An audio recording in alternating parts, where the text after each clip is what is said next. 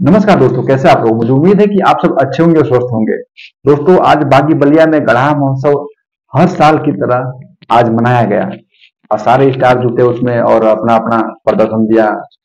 और कन्याओं की शादी थी तो उन्होंने शादी में सब योगदान दिया जो जिसको देना था। और हमारे बागी बलिया के सुपरस्टार कह लीजिए कि सनी पांडे जी। सनी पांडे जी भी वहां पहुंचे और वहां पे अपना धमाल मचाया गाने के माध्यम से। और बहुत सारे कलाकार जैसे कि पवन सिंह हुए, डिम्पल सिंह हुई, गुंजन सिंह, अरविंद कल्लू, अजीत आनंद, गोपाल राय, मतलब बहुत सारे वहां पे जुटान हुआ, बहुत सिंगरों का।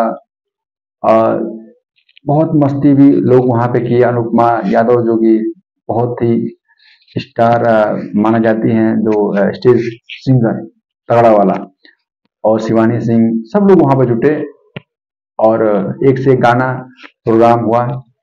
दोस्तों, सबका नाम लिया पवन सिंह ने, पर मुझे थोड़ा सा बुरा लगा कि सनी पांडे का नाम नहीं लिया, जो एक लड़का बलिया के है और उभरता हुआ कलाकार है और जज्बा रखता है कुछ करने का, तो उनका नाम नहीं लिया गया पवन सिंह के द्वारा। थोड़ा सा ये मुझे चुभता है ये बात।